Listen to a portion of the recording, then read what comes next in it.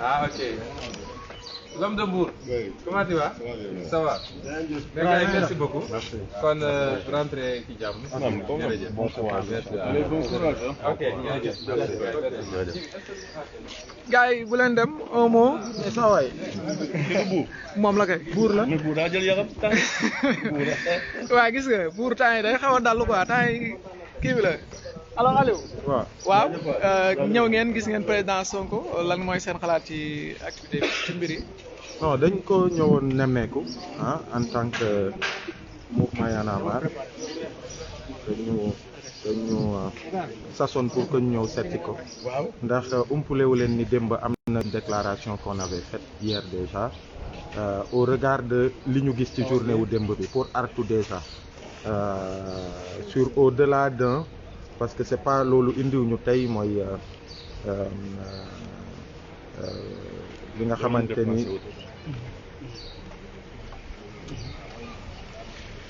li nga xamante ni mu ngi opposé monsieur le député Ousmane Sonko à une citoyenne sénégalaise loolu indiwuñ ci mais démb ginnaaw bi ñu artoo sur le fait que autorités yi ñu bañ a utiliser suñu justice utiliser suñuy force de l'ordre pour casser de l'opposant politique ndax gis nañ ko bi fi Macky Sall nekkee ba tey qu'on avait engagé l'autorité à ce que déjà ñu moytu loolu et que bu ngeen xoolee li jib démb ak li fi am yëpp démb sous prétexte que rek dañu ñëw pour éviter à ce que ay nit ñu ñëw ñu rassembler wu fii gis nañu tout ce qui s'est passé avec la police ça a renseigné sur l'état d'esprit de ce pouvoir ak fi ñu bëgg jëm voilà loolu nag biñ ko gisee ba pare ñu jàpp ni en tant que mouvement citoyen il est de notre responsabilité de venir voir monsieur Sonko pour renforcer ko pour dooleel ko mais au-delà de ça pour dire à tous les acteurs qui sont épris de justice et à tous les défenseurs de la démocratie que li tàmbali démb ñu gis ko à travers des ordres qui ont été donnés ñu gis police li mu def fii démb qu'il est important de se dresser contre ce qui va arriver et qu'on voit arriver soit dañ koy gis ñu xam ni mu ngi ñëw ñu jàkkaarloog moom wala ñu occulter ko mais nous on a décidé de ne pas l'occulter ndax gis nañ fi beaucoup de cas gis nañ fi les cas Karim Wade gis nañ fi les cas Khalifa Sall et tey on voit ce qui est en train de se passer avec Ousmane Sonko et en tant que mouvement citoyen bi nga xamante ni démb artu woon nañu déjà développement yi gis nañ ko on pense qu'il est de notre responsabilité à ce que ñu poser cet acte-là aujourd'hui mais au-delà de cet acte-là de pouvoir nous organiser avec tous ceux qui veulent se battre pour que cette façon de nous gouverner que mu jeex voilà. merci beaucoup. Kilifa. Buur. waaw Buur foog naa bu Alioune Sané waxee rek kàddu ko tëj. d'accord. Simon. jaajëf mat na. Cordo wax na. waaw d'accord. allez merci à vous kon chers internautes chers internautes Bour News ñoo ngeen di gis noonu ñooy ñi nga xamante ñooy Y'en a marre Alioune Sané moom ngeen gis noonu muy dem ànd seeg Thiat ànd seeg Kilifa ak seen yeneen militants ñoo ñëwoon sànq ni seet si ki nga xamante ni mooy Sonko le président Sonko ñoo ngi fii ñu nit ba tey ci buntu kër gi demaguñ ni ngeen ko gisee ba tey mais comme niñ leen ko waxee sànq ak ci yeneen publication yi ñu jot a def fii moom c'est barricadé fi ñu toll nii on dirait que Ousmane Sonko dafa nekk à résidence surveillée mais parce que pour nga dugg problème la pour nga accéder fii c'est tout un problème mais loolu mooy li nga xamante ni moom moo fi am fii ci cité kër góor gi gis ngeen ñoo ngi nii ci buntu kër gi yéen a ngi gis auto police yi ne le ñu ngi may xool police yaa ngi may xool yéen a ngi gis de l'autre côté aussi xaaral ma zoomé box ngeen xool bu baax ñoo ngi noonu ñoom Y'en a marre ñoo ngi noonu di dem. ñoo ngi noonu di dem auto police camionnette bi moom nekk noonu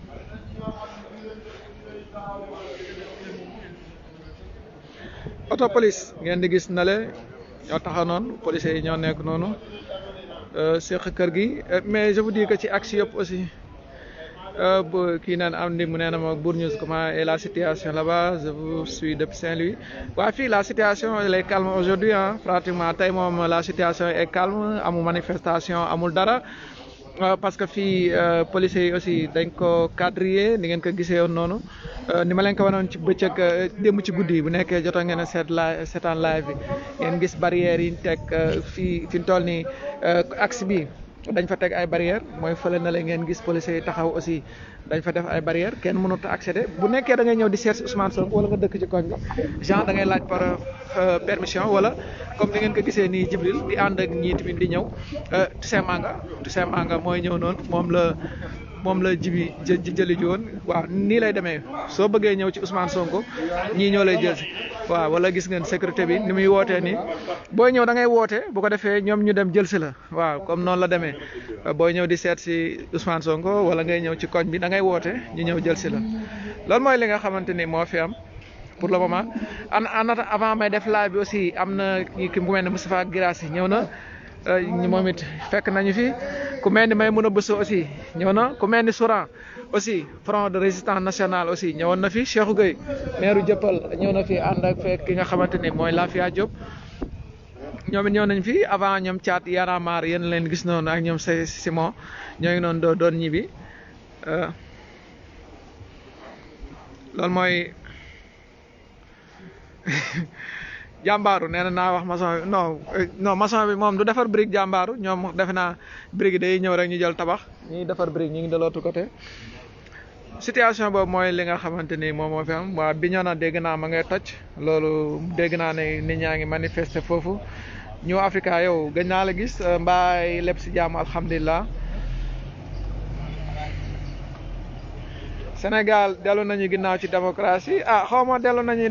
ginnaaw ci démocratie ou pas mais xam naa ne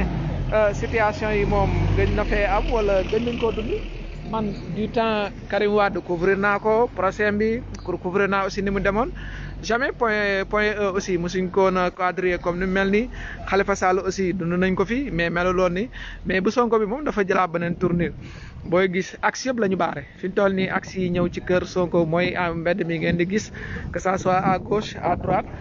avant fee auto police bi di taxaw fee auto police taxaw exactement am na benn angle bu nekk à côté foofu dañ ko baare de l'autre côté aussi am na beneen angle bu nekk foofu aussi dañ ko baare waaw mooy li nga xamante ni moo fi am fii nii amin yaara bi yéen ñu bokk ñaane waaw Adji Sarr nag waaw nee na xanaa amul avocat non certainement xam naa du ñàkk avocat xam naa ne ak nu mënti demee aussi nëbbatu bu lu mu yàgg-yàgg dina génn dina feeñ dinañ ko xam lépp loo xamante ni war nañ koo xam ci moom dinañ ko xam incha allah rabbi kon ngeen di gis noonu foofu auto police bi taxaw oto boobu ngeen di gis ma zoomé leen ko tuuti foofu mu taxaw noonu à gauche à droite autant pour moi am na benn mbedd bu nekk foofu dañ ko baare ci kanam am na bu nekk dafa beneen barrière bu ñu fa teg ca kanam ak kanam aussi am na beneen barrière bu ñu fa teg Bourguéré waaw t'as vu la vidéo de Adji Sarr waaw Adji Sarr am na vidéo yu ma yore dafa ma nag moo bokk nag moo li nga yor ngóor benn lañu pas mais am na ci bu ma yore waaw madame elle va bien alhamdulilah xanaa di ñaxtu rek ci déplacement yu bari yi waaye madame se porte bien alhamdulilah waaw gis ngeen kooku aussi moom mi ngi ñëw noonu la fi demee Pastef Bungari waaw merci beaucoup yéen tamit maa ngi leen di félicité kon loolu moo fi am ngeen di gis fii mooy devanture maison kii nga xamante ni mooy maire Ousmane Sonko waaw ngóor vidéo boobu di circulé boobu buur jotagu ko boofu en fait yi ma jot boobu dafa toog di sinap ci kaw laram yooyu rek laa jotaguma jot mais jotaguma leneen léegi comme que gis ngeen situation bi fi am loolu lañ leen bëggoon a wan xanaa ñu décrocher live bi rek ba ci kanam dinaa ñëwaat ci kanam incha allah ci beneen live nag bu gën a neex bi parce que am na boo xamante ni moom mooy gën a bi kii bi mooy ëpp bi ambiance et puis mooy gën a boo saaganee sax mooy ëpp bi élément daal comme vous voulez waaw juste une fille pour tout ça waaye Sonko mi ngi ci biir këram gis na bu nekkee ne yow xam naa dañu jël live bi en cours mais boo arrière tuuti di nga gis bi mu doon accompagner ñi nga xamante ni ñooy waa Y'en a marre ci laa commencé de vidéo bi Sonko moo ngi ci biir këram moo ngi ci biir këram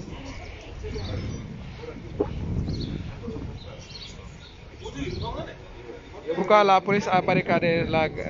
je ne sais pas enfin démb bi nga xamante ni am na confrère yi bind nañ ko mooy dañ ne commandant bi mu ñëwee daf ne dañu ñëw rassemblement la ñuy bañ xam nga aussi genre yii nii aussi ça influence tey fi mu toll nii soo bàyyee militants yi ñu ñëw fees koñ bi yëpp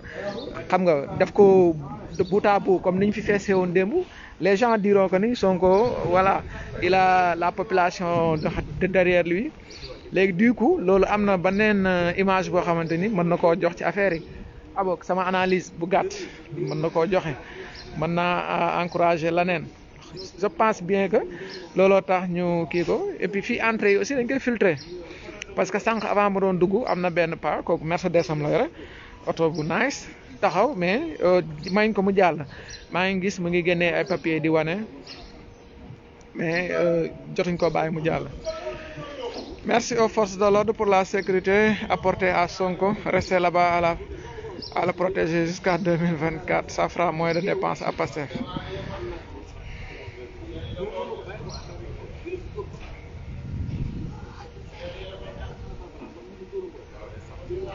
Ok frère ban kii non kooku xam naa frère propriétaire salon bi lay wax parce que kooku laa dégg ne dafa gëm na salon am na benn vidéo sax bu ma leen dugalal benn compilation boo ko xoolee kooku propriétaire borom kër gi la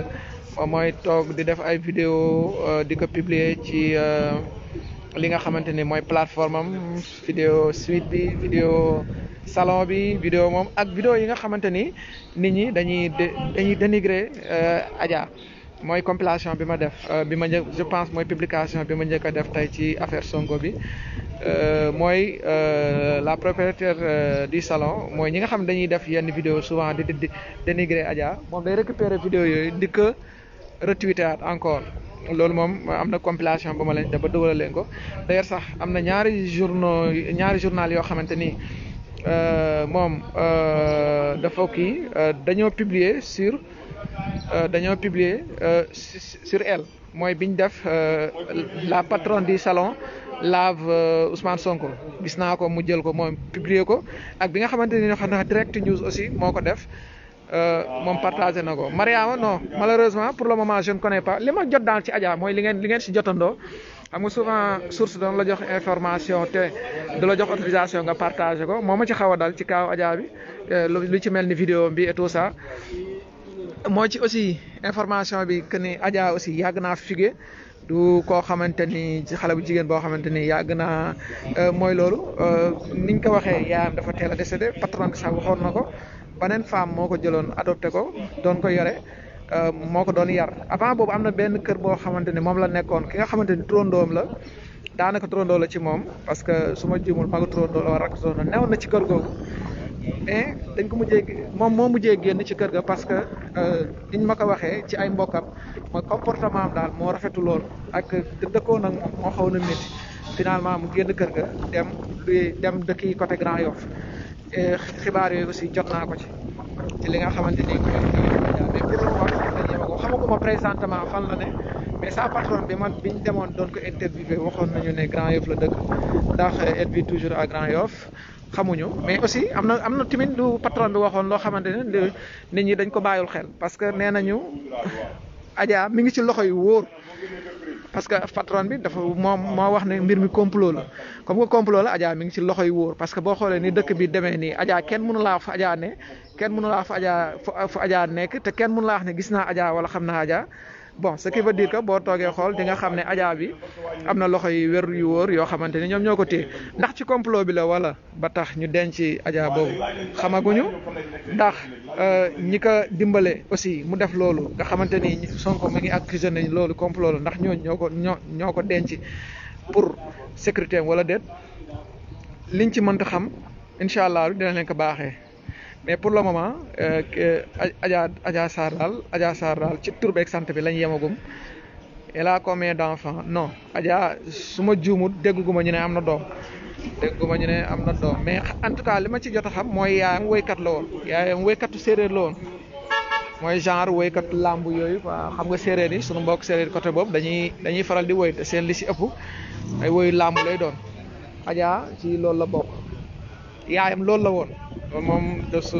wax nañ ma ko aussi mais est-elle logée dans non là je ne peux pas avancer mënuma ci sori mais en tout cas daal patron bi daal nee na ci mi ngi ci loxo yi wér te wóor le malheur mooy patron bi nuñ ko jot patron bi aussi information boo xam ne mooy patron bi waxoon nañ ne nekkul en garde à vue patron bi ña ngi ko denc en fait patron bi sax patron bi fi nga xamante ni moom doom ji xam nga dafa amoon doom prématuré doom ji moo prématuré léegi ñu koy denc xam nga mooy genre kangourou yooyu ñuy def mais et seen sama numéro mi ngi ci page bi boo xoolee ci page bi sama numéro baa ngi dañ ko def kangourou mais doom ji mais moom dañ ko jëloon ci salle bi mu nekkoon parce que salle bi mu nekkoon moom ñeneen ñoo fa ne dañ ko isolé instant yi yaay ji dañ ko isolé en fait juridiquement ñoom waxuñ ne dañ koo jàpp mais booy xool ni muy dundee da ngay xamante ni moom daanaka mi ngi gum ci prison ndax elle est isolée mi ngi utiliser téléphone am nag donc kay woo téléphone bi di sonné doo ko jot.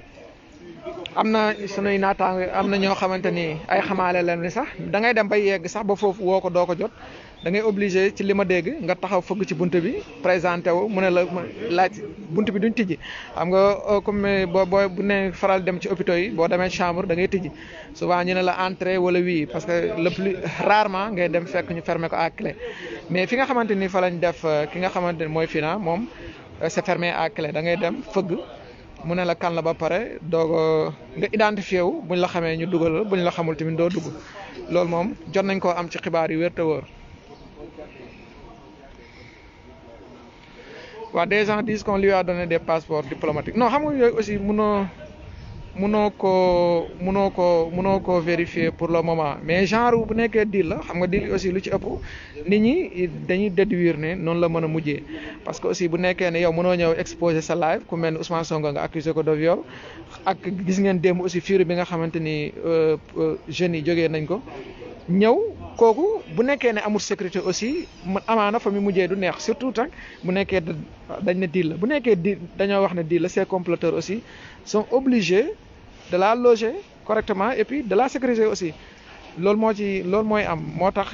yii nit ñi di wax yëpp di am waaw garde rapproché waaw dina wax leen tout le Sénégal condition merci beaucoup Khalifa Babacar Sonko nee naa leen mi ngi ci gis ngeen ko mi ngi ci biir këram mi ngi ci biir këram waa ngi ci biir këram sécurité mbaa ngi nii maçon yaa ngi ne di liggéey yaa ngi continuer seen tabax zone bi dañ ko boucler commandant bi da ne woon na dem bi muy ñëw rassemblement bi la ñuy bañ ak lu ci mënti am aussi moom ñëpp a ngi nii taxaw di xool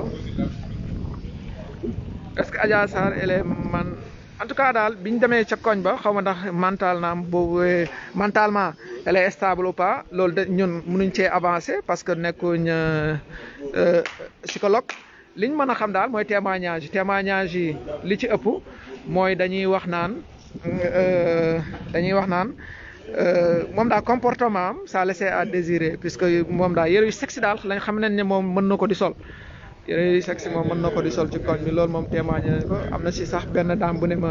am na benn jour genre su fees la ci sol ay 16 heures les gens étaient choqués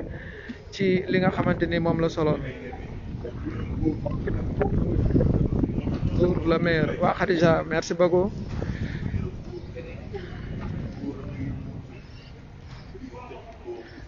ndax y-a-t-il quelqu'un qui la connaît waaw man démb jokkoog naa benn source boo xamante ni moom xam na ko bu baax a baax xam na Adja bu baax li ma leen ci wax ni sax daanaka moo ma ko ci xamal ne Adja aussi yaayam woykat la woon bi mu juddoo aussi bi yaayam décédé aussi ñëw na fii Dakar ci dans la banlieue dakaroise même fii la ne nekk ci ay kër ñi nga xamante ni ay mbokk turandoom lañ mais daal wax dëgg fa yàlla nam doon dundee ñoom mënuñoon a dund ak moom jàppan xam nga xale bu jigéen ku nekk ak moom foog nga yar ko ci li ma wax daal sonn nañ ci yar bi ba mënatuñ koo yar daal mujj gi daal ci lañ tàqali ko ak Adja loolu moom xam naa ci ay sources waaw macha allah merci beaucoup Bira Diagne merci à vous tous waaw man femme bi ma gis muy publier Fina xaw ma ndax Fina ñu gën koo xam ci Ndeye Khady Ndiaye mooy la patronne de Sweet Beauté jusqu'ici moom elle est stable en tout cas boog ci li muy wane ak ci li nga xamante ni maa ngi koy gis muy mami sonn naa kay danga may doon jox bon massage wala sonn naa de mais xam nga information li suivi de cas la foog mënul ñàkk ci liggéey bi suivi de cas la lii xam nga ça intéresse tout le monde fi mu toll ni Sénégal dafa taxaw mën naa ne sur tous les plans politiques fi mu toll ni waxatuñ sax waxu corona boo xoolee ça fait depuis vendredi ba léegi kaaw Sonko rek lay nit ñi di wax depuis vendredi te jusque ba fi mu toll ni fekk procès amul soit ñu condamné ko wala ñu blanchir ko wax ji du jeex même bu nekkee ne procès am na condamnation am na bala blanchir nañ ko aussi wax ji dana continuer loolu moom Sénégal yàlla nattoo nañu ko ñi ngi ci wax te wax ji xam naa ne du gaaw a jeex wax ji moom dul wax ji gaaw a fay fii ba 2024 wala ba après 2024 on restera là voilà ci wax ci nga xamante ni Sonko indi Sonko wala am Adja indi Adja am Macky Sall indi Macky Sall aussi moo tax li suivi de cas la ñàkkul parce que internautes yi aussi ñu ngi ko doon xaar pour ñu ñëw jox leen information yi man bi ma xëyee ba léegi message yi ñoo ngi ñëw ñenn ñi di jël sama numéro ci Facebook bi di ma envoyé message di ma laaj état Sonko ndax mi ngi fu mu ne il fallait que nga ñëw aussi pour xool ko xool li fi xew information aussi noonu la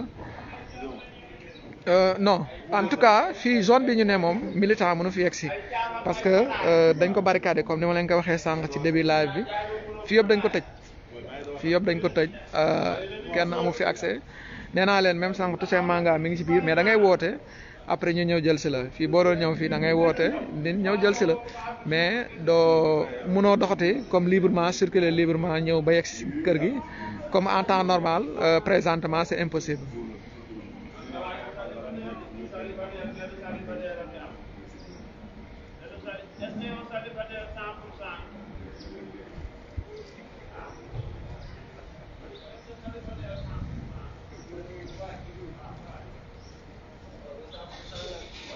waaw kon daal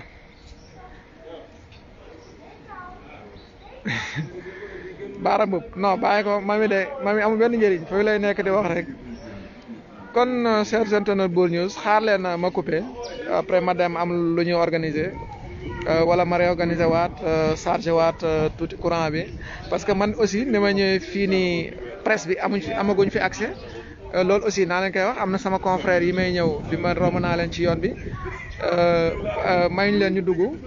xam nga mais ñun yàlla suturaal nañu bañ yegg si biir même sànq sax ñoo ngi doon def fii sunuy interview policier bi romb ñu ne xam nga am nu mu waxee ñu ne ko non ñun daam benn liggéey bu ndaw bu ñuy def rek loolu la moo tax fii toll nii fii nii xam naa ne sax su ma naree yàgg ci live bi mën nañ ma repérer te boo saaganee mën nañ ma fi génnee te am na yeneen information yoo xamante ni yu gën a am solo la moo ngi ñëw waa añ baa ngi ñëw su kër tey kër Sonko ceeb bu weex la ceeb bu xonk lañ togg moo ngi noonu di indi añ baa ngi noonu ceeb bu xonk la añ bi ñëw na si yaa ngi noonu waaw kay xam naa ne danañ indiwaat yeneen plat sama gars yi non bàyyi leen ñu coupé ko rek bàyyi la ñu coupé dinaa ñëwaat léegi ci kanam incha allah ça moom je vous le promets